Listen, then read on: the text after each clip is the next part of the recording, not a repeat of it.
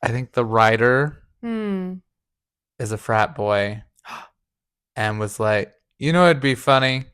If Leonardo DiCaprio was a disaster, but we got to add in some guns. Yeah. And Tiana Taylor's super hot, so let's put her in there. Yeah.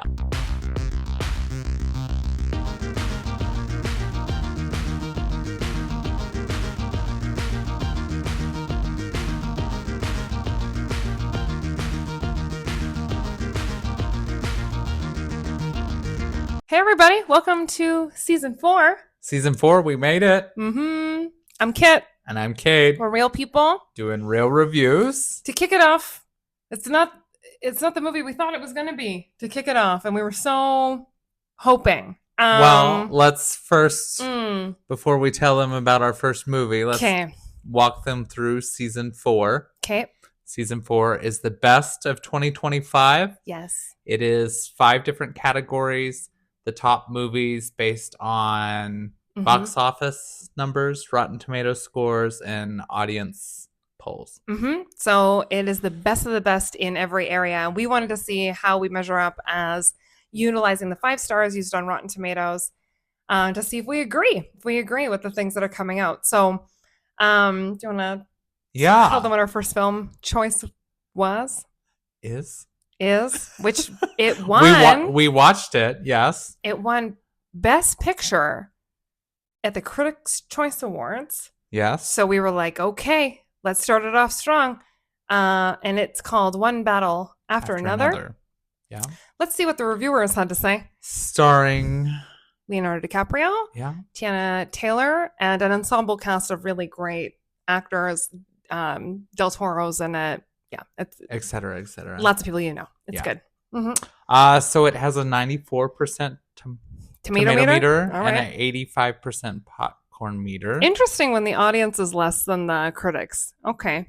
Yeah. This is when we get lost on the things that you and I don't like, which is like, look at the LUT, look at the color choices, look at the nod or the ode to this movie in the 40s, right. And we're like lost in critic land that way. Not the type of critics we are. Well, I also think that there is a mixed review from critics. Okay. So this critic, should we say their name? Yeah, why not? All right. You're out there publicly. You know what you said. Okay, Christy from Film Week. Okay, Film Week. Rated it a 1 star and said, essentially viewing for what is happening in our country right now. Okay. So, yep. Probably the United States. Probably America. Not the country we are currently in, Cade and I. So okay. Yeah. Sorry about that. Yikes. It's not good. And then Steve. From Crumb on Showbiz. Steve Crumb on Showbiz. All right, what did he say? Yeah. He says this film is stunning and an amazing achievement. Okay. Yeah. Okay. How many stars for him? He gave it an A+. An A+. Okay. Here we go. And then audience choice. Okay. Shay. Just Shay. That's just Shay. One name. Yeah. A perfect blend of action and comedy. 5 stars. Oh, well, that's why audience is not the same as critics. Okay. Actually, I'm seeing a bunch of 5-star ratings over the past couple of days. Okay. People are bored at home taking weed gummies and watching this. Here's one. Luke, 1 star. I rarely turn a movie off, but this was one of those times. What is it? Preposterous, cartoonish characters with ridiculous plot lines. After an hour, I was so...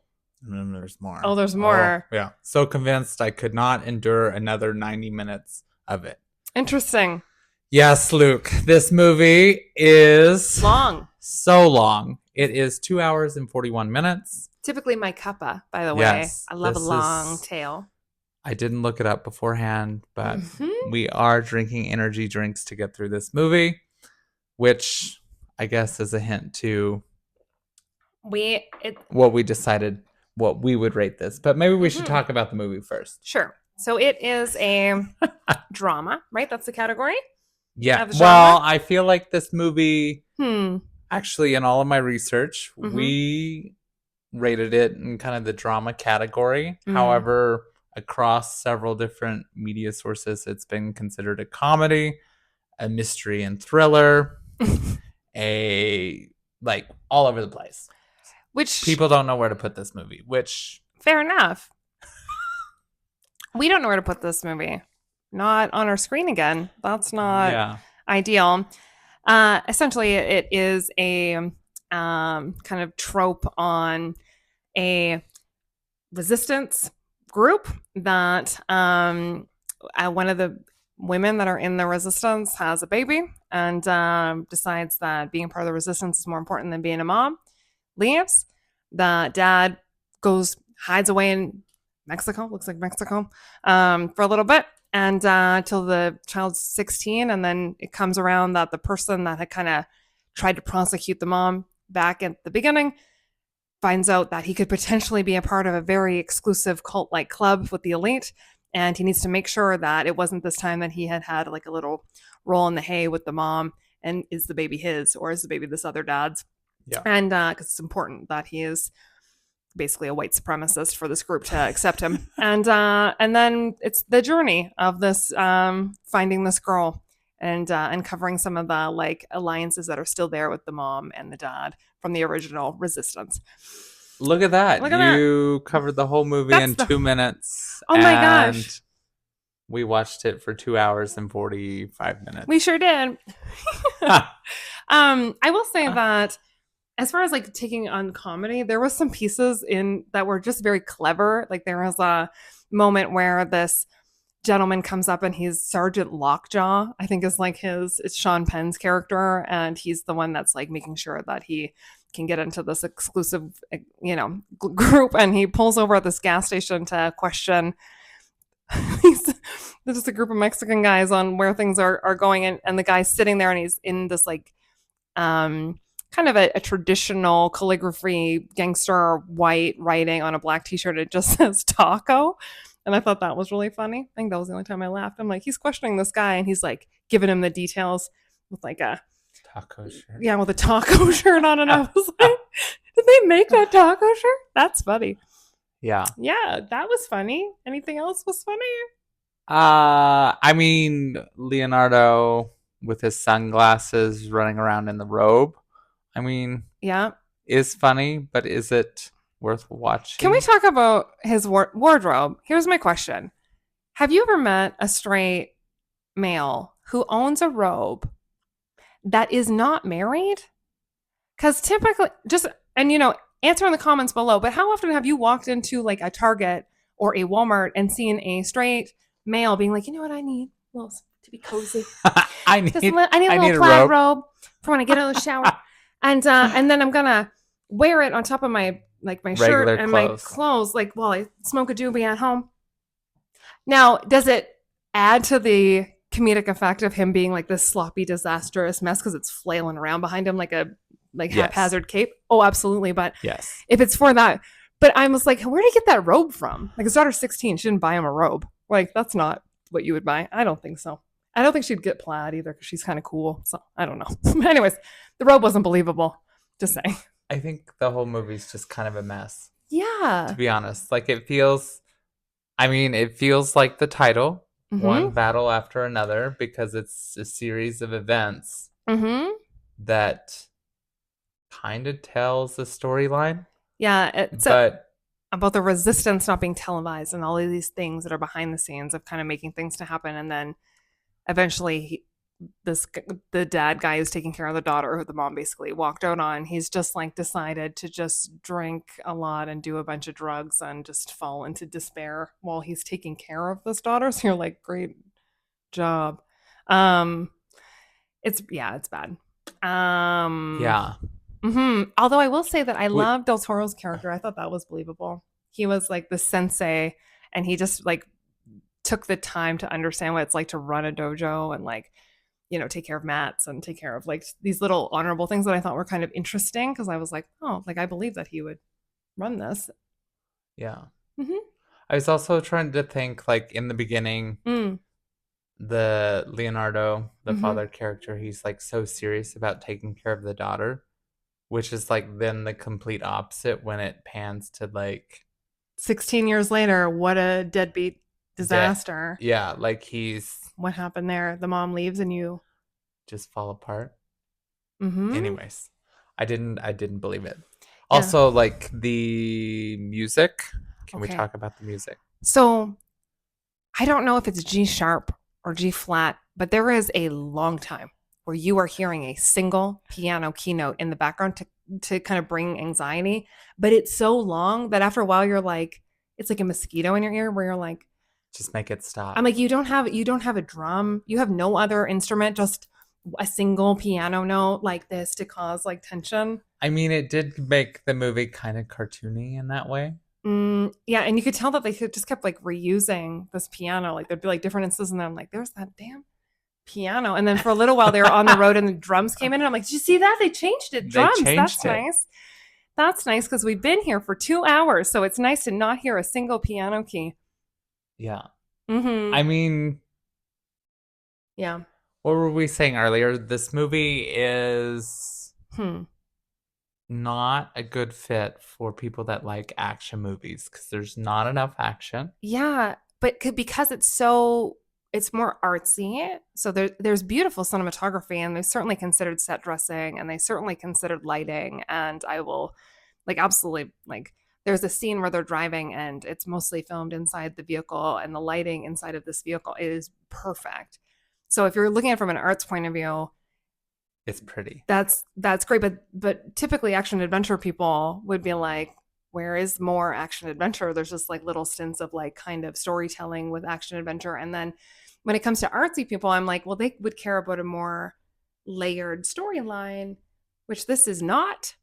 There's not. You Mm-hmm. think in the beginning, actually, in the beginning, when Mm. she's like the leader of this resistance and like Mm-hmm. they're blowing stuff up, and then this military guy is like this secondary, like you're starting to get some layers. You're like, okay, so she's really, yeah, like kind of finding a way to like manipulate every angle in her life so that she Yeah. can make a difference. And then it just kind of stops. Stops.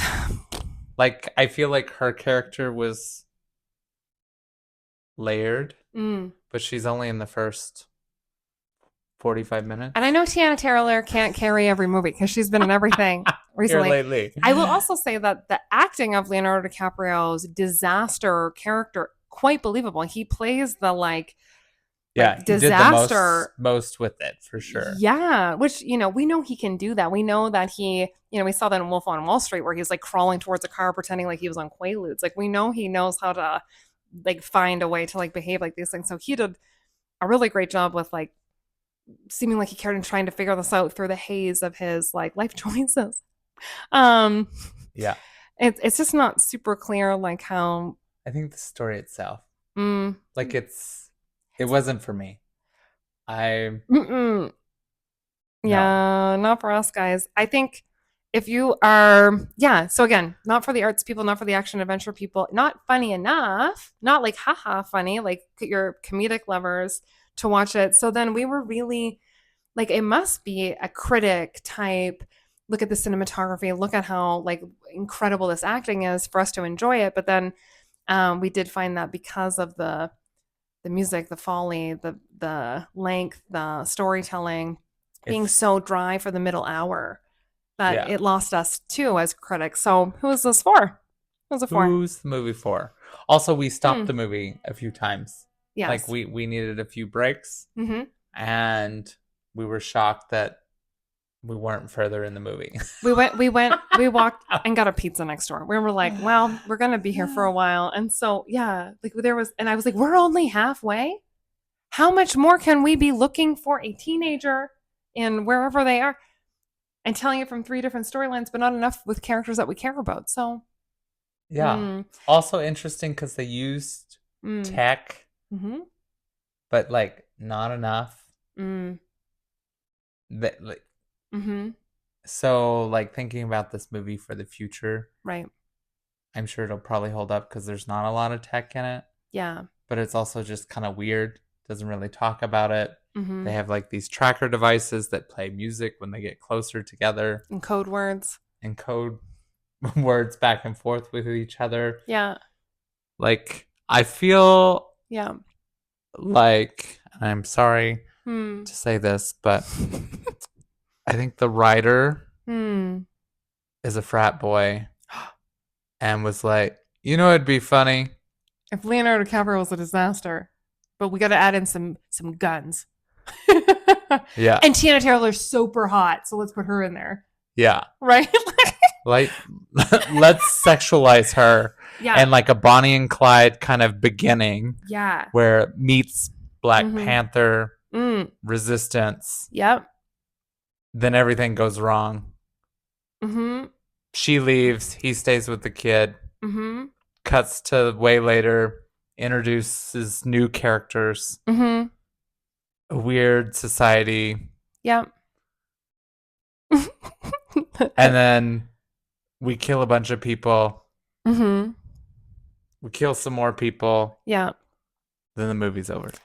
Cool. Like, yeah. And I understand too, like because we were talking about like, why are some of these films doing well that we are like just feeling like aren't there yet? They're not quite like there in the storytelling. And part of that conversation of it being like culturally relevant, right? It's culturally relevant to talk about elitist organizations that are doing ridiculous, awful things that are, maybe leaning this way, that way. Doesn't, again, we're in Canada. We don't know, like either way, but it's looking at it like, is that all it takes then to get Warner Brothers to give 130 million to 180 million to make a movie, as long as you're culturally relevant? So then I could pick up an Instagram influencer and be like, look, she's going to do a girly pop rom-com, culturally relevant because the girlies need a good rom-com. And they're like, yep, 130 million. Let's go make it happen.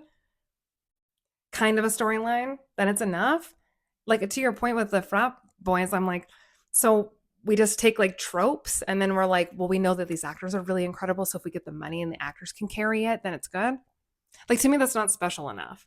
And yeah. No, I wouldn't say the movie's special. Yeah. I mean, pretty. There's this set where he's like, the sensei goes into an apartment and he's carved out holes through the surrounding apartments. So he actually owns, like, he's living in all of them. And I was like, that's really clever. I was like, they had money for set dressing there. Like, somebody thought that up. That's really great. And and a lot of it's around immigration too, and the resistance with immigration and the conversations around, like your skin color and who's running things. And I'm like, yeah, these are important dialogues and conversations.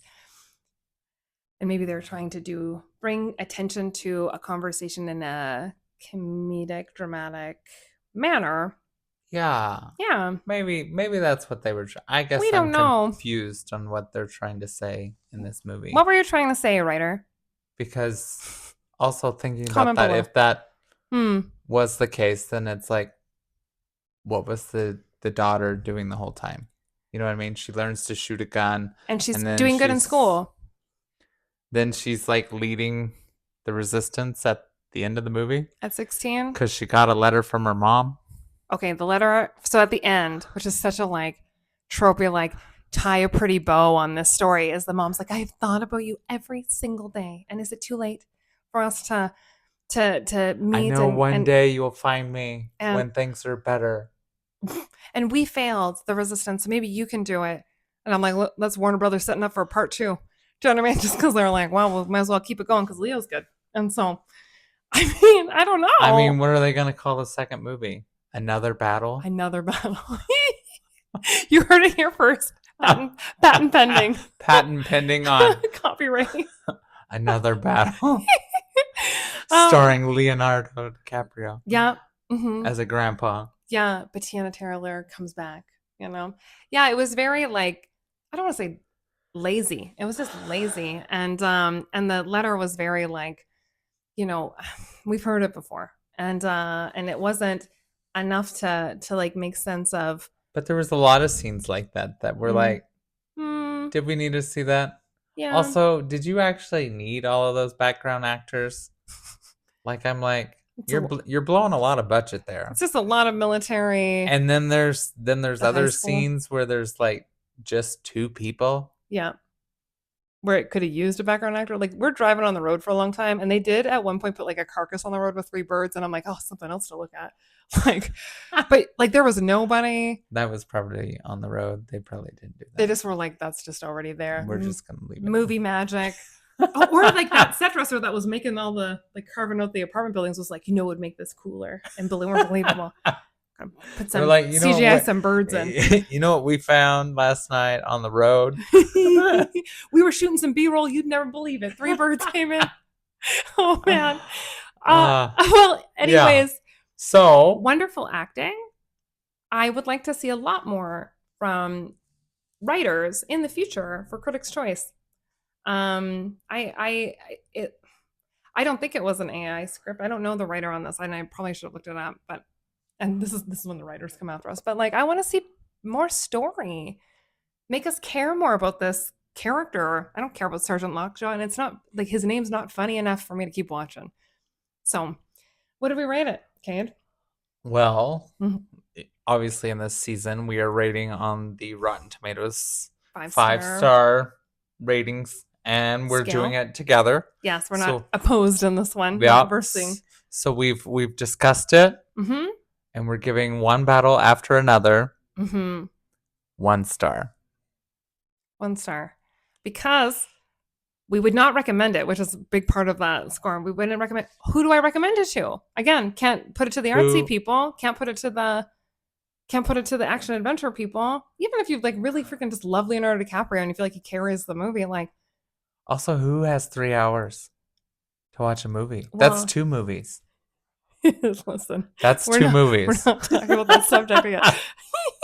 It's true. I'll watch a long movie if you don't notice the time. We notice the time. Maybe it's because it was the G sharp 1,700 times in a row. I think I'd watch a longer first part of the movie. If they blew out the first part of the movie. Yeah, show me some of that resistance. What did it equal? Did it get in the headlines? What was happening there? Like, you know what I mean? Yeah. I think that was the cooler part of the movie. Right? What was your favorite part? The taco t-shirt.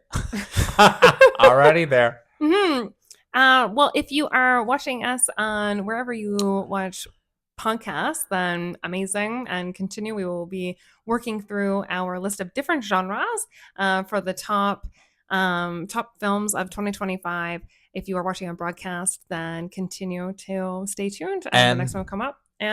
And please do us a hot favor and rate our podcast. Yeah, stars, and write a review underneath. And if you disagree, we want to hear from you too.